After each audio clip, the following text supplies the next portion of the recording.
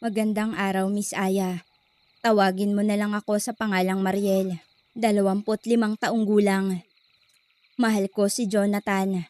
Pero sa tuwing naiisip ko kung gaano ko siya kamahal, mas lalo kong nararamdaman kung gaano niya ako sinasaktan.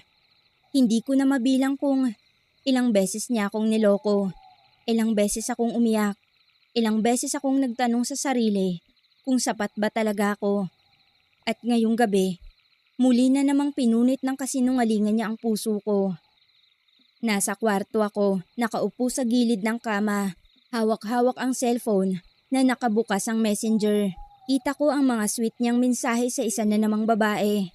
Kinagat ko ang labi ko para pigilan ang pag-iyak pero wala pa rin. Tuluyan ang bumagsak ang mga luha ko. Jonathan, bakit lagi na lang ganito?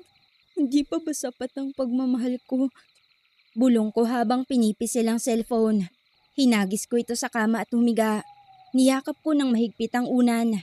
Doon ko ibinuhos ang mga hikbi ko. Sa labas, lumalakas ang ulan. Kumukulog at kumikidlat na para bang dinadamayan ako ng kalangitan sa pagiging sawi ko sa pag-ibig. At sa gitna ng lahat, biglang may malamig na hangin ang dumampi sa bato ko. Kung ako sa'yo, Mariel, hindi ko na iiyakan ng ganyang klaseng lalaki. Agad akong napabalikwas. Nanlaki ang mga mata ko nang makita kong sa sulok ng kwarto may nakatayong lalaki. Matangkad, maputi at nakasuot ng mahaba't kulay itim na parang sinaunang damit. Nakangisi siya na para bang wala lang. Ang mga mata niya, kakaiba. Nakapamulsa pa ito at kalmado lang. Sino ka? Ako si Azrael. Paano ka nakapasok dito sa loob ng kwarto ko? Kung gugustuhin ko, kahit sarado ang lahat ng pinto at bintana, makakapasok pa rin ako. Ano? Magnanakaw ka, no? Umulto. Magnanakaw?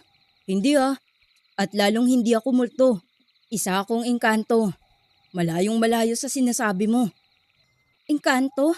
Tigilan mo nga ako. Huwag mo akong lalapitan. Parang natigilan ang buong katawan ko. Hindi ko alam kung tatakbo ba ako o sisigaw. Dahan-dahan siyang lumapit pero huminto sa gitna ng kwarto. Itinaas niya ang isang kamay at biglang may sumulpot na pulang rosas roon. Inabot niya yun sa akin.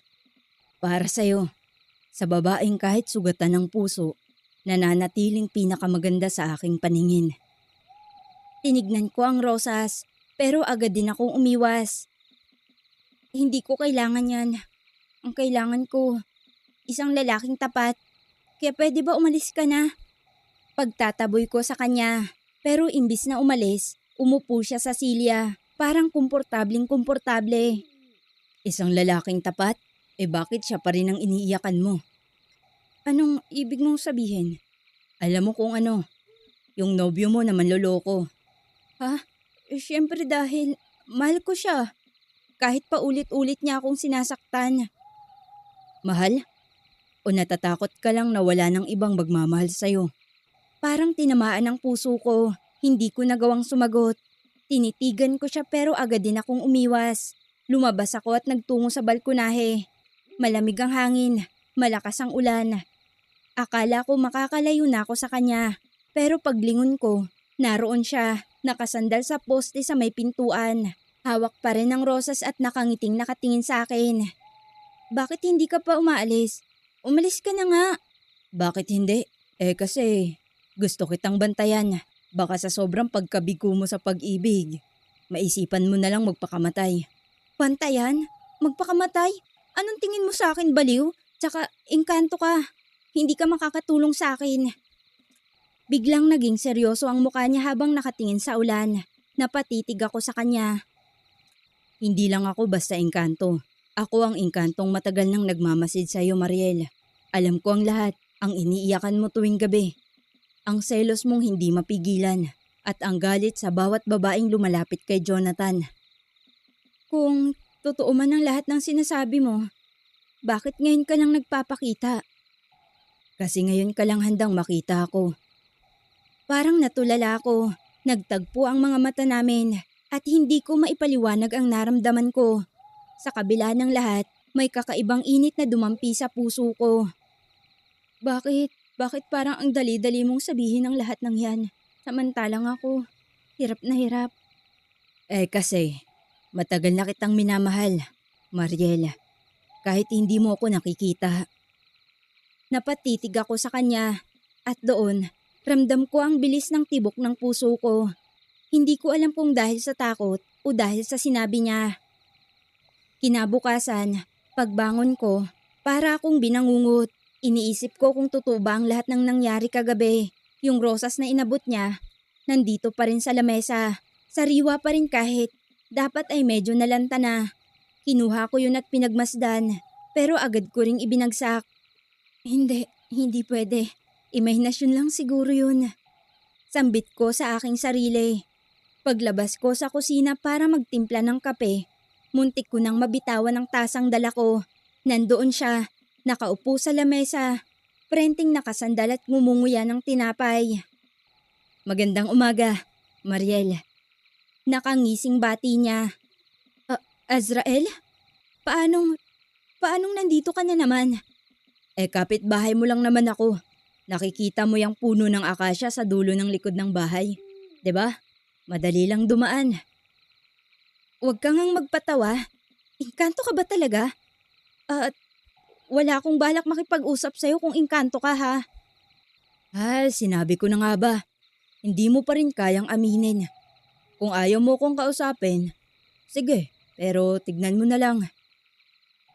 Ibinaba niya ang kamay niya sa mesa at sa isang iglap, biglang nagkaroon ng mainit na tasa ng tsokolate sa harapan ko. Para sa'yo, hindi ka kasi kumain kagabi. Ayokong mabaliw ka sa gutom. Napatingin lang ako sa kanya, nanlalaki ang mga mata. Hindi ko alam kung matatakot ba ako o matutuwa. Teka, hindi mo naman kailangan gawin to. Isa pa hindi mo ko kilala. Mas kilala pa kita kaysa sa nobyo mong si Jonathan. Natigilan ako't napatungo. Hindi ko alam kung bakit, pero masakit ang sinabi niya. Alam kong totoo yun. Alam kong hindi talaga ako kilala ng lubusan ni Jonathan, kahit na ilang taon na kaming magkasintahan. Nang araw na yun din, nakatanggap ako ng text mula kay Jonathan. Sorry na babe, busy lang kagabi. Don't be mad na. Napapikit ako't napahawak sa dibdib. Ilang beses ko na tong narinig o nabasa mula sa kanya. Ilang beses na akong naniwala at ilang beses na din akong pinaiyak. Bakit mo pa kasi pinapansin yan? Biglang boses ni Azrael mula sa likuran. Dahil nga mahal ko siya, ano ba? Mahal? O dahil sanay ka lang na siya ang kasama mo? Hindi ako nakasagot, nanahimik lang ako. Kinagabihan, hindi ako mapakali. Nag-text kasi ulit si Jonathan. May inuman lang sa tropa. Hindi ako makaka-reply sa mga mensahe mo. Kaya wag mo na akong hintayin. Pinisil ko ang cellphone. Bumigat ang dibdib ko. Ramdam ko na naman ang galit at selos. Hindi ko mapigilang humikbi. At ayun na nga siya. Bigla na lang siyang sumulpot sa tabi ko. Si Azrael. Nakaupo sa kama na parang matagal nang nandoon. Kanina pa kita hinihintay. Sabi niya sabay ngisi. Napalingon ako nang may luha pa sa mga mata. Dagli ko naman yung pinunasan. Azrael, pwede ba? Tigilan mo na to. Hindi ako naniniwala sa'yo. Hindi kita kailangan. Inis na wika ko. Pero ngumiti lang siya at tumitig sa akin. Kung talagang hindi mo ko kailangan, bakit ako ang lagi mong nakikita tuwing umiiyak ka? Hindi ako nakasagot. Sa puntong yun, hindi ko pa talaga alam kung totoo siya o imahinasyon lang gawa ng nangungulila ako ng pagkalinga. Pero magmula nang magpakita sa akin si Azrael, sa paglipas ng mga araw, paulit-ulit siyang lumalabas sa tabi ko. Sa kusina, sa sala, sa hardin. Lagi siyang makulit, parang batang laging nang aasar. Masyado ka namang seryoso, Mariel. Kung ako ang nobyo mo, hindi ka iiyak ng ganyan. Mas pipiliin kong patawanin ka araw-araw. Biro niya nang minsan habang nililinis ko ang bakuran. Sabay kumikindat pa. Maidagdag ko nga palang, nang mga panahong ito ay mag-isa na lang akong naninirahan sa bahay ng mga magulang ko. Matagal na silang pumanaw.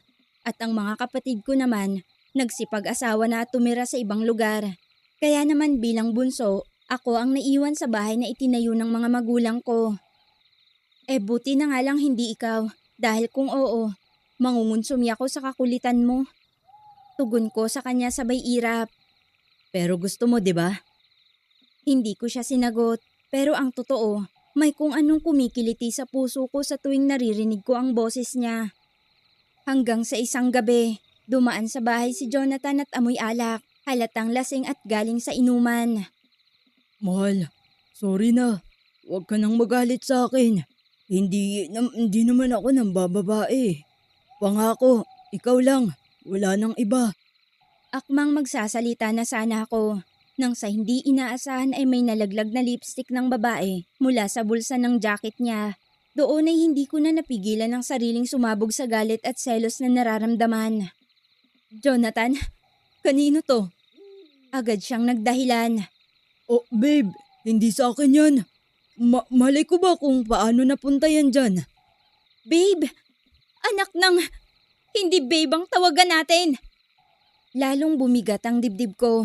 Lalong sumikip ang mundo ko. Sa isang iglap, nakita ko si Azrael. Nakatayo sa gilid ng sala. Nakatingin lang at hindi nagsasalita. Ramdam ko ang bigat ng titig niya. Para bang sinasabing, yan na naman Mariel. Ilang beses mo bang titiisin ang babaerong yan? Nang gabing yun nga, nagkaroon kami ng malalang away ni Jonathan. Sa unang pagkakataon, nagawa ko siyang ipagtabuyan sa bahay ko. Pero sa likod ng ginawa kong yun, gusto kong magmakaawa sa kanya at ipagsiksikan ng sarili ko. Pero sa hindi ko malamang dahilan, nagawa ko siyang itaboy. Mula noon, ramdam kong mas naging mailap sa akin si Jonathan. Matagal na akong mag-reply siya sa mga mensahe ko. Isang gabi noon, nasa kwarto ako. Nakaupo sa gilid ng kama habang nakatitig sa cellphone. Nag-aalab na naman ang dibdib ko. Dahil si Jonathan, online pero hindi nagre-reply. Alam kong may iba siyang kausap. Lagi namang ganon. Lagi akong naghihintay. Naiinis kong ibinato ang cellphone sa kama. Tumayo ako at naglakad palabas ng kwarto. Dumiretso sa bakuran para magpalamig ng ulo. Tahimik ang paligid. Ramdam ko ang simoy ng hangin. Pero parang may malamig na presensyang nakamasid.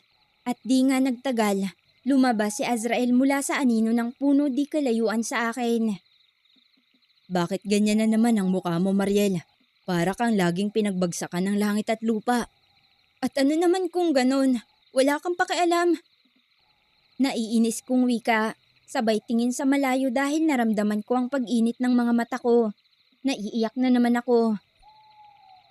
Mariel, nakikita ko ang lahat. Lahat ng pinagdadaanan mo, lalo na kapag iniisip mo ang pangit mong kasintahan. Hoy, magdahan-dahan kasi sinasabi mo ah. Kasintahan ko ang pinagsasabihan mo. Tsaka, wapo ka ba para magsalita ng ganyan? Pagtatanggol ko pa kay Jonathan. Umiling siya at marahang tumawa. Kasintahan, babaero naman. Mariel, nakikita ko ngang lahat. Alam mo bang, kagabi lang ay may kasama siyang ibang babae? Huwag mong sabihin yan. Hindi naman totoo yan. Kung gusto mo, ipapakita ko sa'yo. Pero baka mas masaktan ka. Humigpit ang kamao ko. Uminit lalo ang pisngi ko. At hindi ko na nga napigilan ang pagtulo ng mga luha ko. Bakit ako? Bakit ako ang kailangan laging masaktan? Dahil sobra kang magmahal. Pero mali ang taong binibigyan mo ng atensyon at pagmamahal. Bakit hindi mo subukan ng isang kagaya ko? Oo nga pala. Muntik ko nang nakalimutan. Napakasilosa mo din pala. Kaya lagi kang nasasaktan. Selosa? Gusto mo sabunutan kita dyan? Alam mo kung aasarin mo lang ako, dun ka na sa mundong kinabibilangan mo. Huwag nga ako pagtripan mo. Saad ko na siyang mas lalo namang ikinahagalpak niya ng tawa. Pero sa pagkakataong yun, hindi ko alam kung bakit. Bigla na lang nag-iba ang dating ng tawa niya sa akin. Napakasarap nun pakinggan, na para bang tawa ng isang paslit o napaka-inosenteng tao. Tawa ng taong walang iniisip na problema. Oh, nangangamatis na naman yung pisngi mo. Ha? Anong nangangamatis? Hindi ah. Ano ba? Ang hilig mong manginis. Parang jowa mo? Hoy, hindi kita jowa. At hindi ako basta-basta naniniwala sa mga ganyang biro. Tumigil ka na nga. Bahagya siyang lumapit at tinitigan ako, na siyang ikinailang ko naman. Hindi ako nagbibiro, Mariel. Baka isang araw, ako na lang ang magpapatunay sa'yo kung ano ang totoong pagmamahal. Saglit akong natigilan at hindi alam kung ano ang sasabihin. Buti na lang at tumunog ang cellphone ko. Nakita ko ang pangalan ni Jonathan. Mabilis kong sinagot at pinilit na nagkunwaring masaya. Hello, Jonathan. Nasaan ka? Mariel, nasa labas lang ako. May inuman kami. Bukas na lang ako dadalaw dyan. Ganun na lang? Hindi ba't nangako kang pupunta ka dito? Tsaka hindi ka man lang nagpapaliwanag. Ang kulit mo naman. Huwag kang ang maganyan. Wala naman akong ginagawang masama. O siya, sige na. Sisirain mo pa ang gabi ko. Mataas ang boses niyang sabi. Sabay na puto lang tawag. Tumitig ako sa screen ng cellphone. Nanginginig na naman ang kamay ko.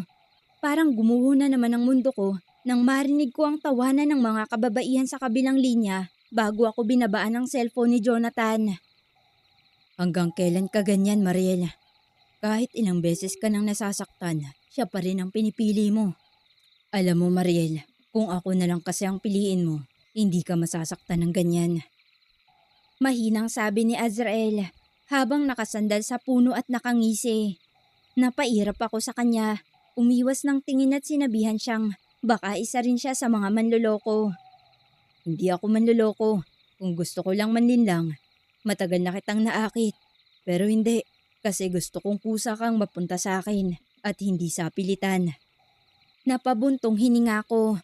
Ramdam ko ang kapayapaang matagal ko nang hinahanap sa tuwing nakakasama ko si Azrael. Magmula nga noon, sa pagdaan pa ng mga araw ay usap-usapan na sa baryo namin ang tungkol kay Azrael. Pero ang alam nila, manliligaw ko siya. At halos araw-araw itong pumupunta sa bahay. Ako lamang ang tanging nakakaalam ng tunay niyang pagkatao. Kaya naman hindi alam ng mga kababaryo ko na engkanto si Azrael. Ang alam lang ng mga ito ay dayo siya at nakatira sa kabilang baryo. Dahil sa halos araw-araw na kaming magkasama ni Azrael, nabaling na sa kanya ang atensyon ko. Hindi ko na kinukulit pa si Jonathan. Kung tumawag man siya o hindi, palagi rin kaming nag-aaway sa mga pagkakataong tumatawag siya para magpaalam na sasama sa barkadang pumunta sa karatig lugar. Hanggang sa isang gabi noon, nagulat ako nang biglang sumugod sa bahay si Jonathan. Nasa sala ko kasama si Azrael at masaya kaming nag-uusap na dalawa. Nang marinig ko ang malakas na kalabog sa labas ng bahay, kasunod nun ay ang malakas na boses ni Jonathan. Sa hindi mawaring dahilan, hindi ko napigilan ang sariling kabahan. Rinig na rinig ko kasi ang malakas na yabag ng paa ni Jonathan. Hinahalatang galit at lasing na lasing. Alam kong hindi magiging maganda ang kahihinatnan ng mga sandaling yon. Mariel, sabihin mo nga sa akin. Umamin ka, anong relasyon mo sa Azrael na yan ha? Bakit palagi mo siyang kasama? Binabaliwala mo na ako ha? Ano, may relasyon ba kayo? Sigaw niya nang nanginginig ang boses sa galit at selos.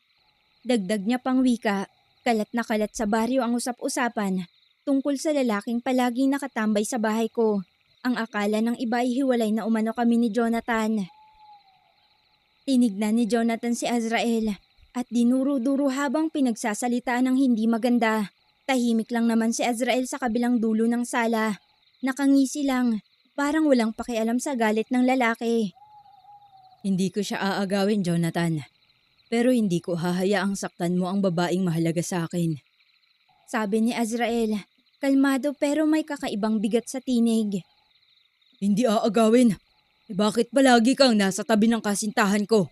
Kung hindi ka mang-aagaw, anong masaktan pinagsasabi mo? Sasapakin kitang hayop ka pakailamero ka! Galit na sinugod ni Jonathan si Azrael. Pero ngumiti lang si Azrael. At sa isang iglap, may malamig na simoy ng hangin ang bumalot sa buong paligid namin. Nakita kong parang may lumipad na anino sa paligid ni Jonathan. Humaplos ito sa balat niya at halatang nagdudulot yun ng kirot. Ang kamao niyang nakataas ay parang hindi na niya kontrolado. Bawat galaw niya, bumabalik sa kanya at unti-unti siyang nakakaramdam ng sakit. Anong nangyayari sa akin? Anong ginawa mo? Nahihintakutang tanong ni Jonathan. Bakit? Natatakot ka na ba? Ang ginawa ko sa'yo ay simula pa lang sa mga kabayaran ng panluloko at pagpapaiyak mo kay Mariel. Mahinahong sabi ni Azrael habang nakatitig sa kanya. Nanatili akong nakatingin sa sulok, nanginginig sa takot at pagkamangha. Hindi ko alam kung dapat ba akong lumapit o umatras. Ramdam ko ang kakaibang pwersa ni Azrael. Nakakasindak. Maya-maya pa, tumakas si Jonathan palabas, nanginginig at halatang nasaktan. Ngunit habang papalayo siya sa sala, ramdam kong unti-unti niyang nararamdaman ang kakaibang sakit. Panay ang paghiyaw niya na para bang nababaliw na siya. Nang sumunod na araw lang din, muling dumating si Jonathan sa bahay. Nangangayayat na at halos nangangalumat at nanginginig ang katawan. Nag-aalalang tinanong ko siya kung ano ang nangyari sa kanya at bakit sobrang payat na niya sa loob lamang ng ilang araw na hindi ko siya nakita. Maluha-luha at paulit-ulit na humihingi ng tawad si Jonathan sa akin sa lahat ng mga nagawa niya. Aniya pa, halos hindi na raw siya pinapatulog sa gabi dahil sa pabalik-balik na pumapasok sa panaginip niya ang isang nilalang na hindi niya mamukhaan. Basta sa panaginip niya, sobrang nakakapanghilakbot ito. Kung kaya nauwi sa bangungot ang panaginip niya, sinasakal o hinahabol siya. Galit na galit ang nilalang at paulit-ulit siyang sinasabihan na humingi ng tawad sa akin at magbago na. Kaya nga hanggat maaari, pinipigilan niya ang sariling makatulog. Mariel, patawarin mo ko. Hindi na kita sasaktan, pangako. Magbabago na ako. Kaya sana patawarin mo na ako. Bulong niya at halatang pilit tinatanggap ang sakit na dulot sa kanya ng kababalaghan. Hinawakan ko ang kamay niya at dahan-dahang pinisil. Jonathan, kahit kailan hindi ako naghangad ng ikakapahamak o ikakasakit mo, kaya pinapatawad na kita. Pero ito na ang huling beses na mag-uusap tayo. Si Azrael, nakatayo lang sa gilid. Tahimik na nakangiti habang nakatingin sa amin. At yun na nga ang huling beses na nagkausap kami ni Jonathan. Dahil simula noon, hindi na siya nagpakita pa sa akin. Hanggang dito na lang, Miss Aya. At ito ang kwento ko kung paano ako isinalba ng isang engkanto mula sa mapanakit na relasyon. Maraming salamat.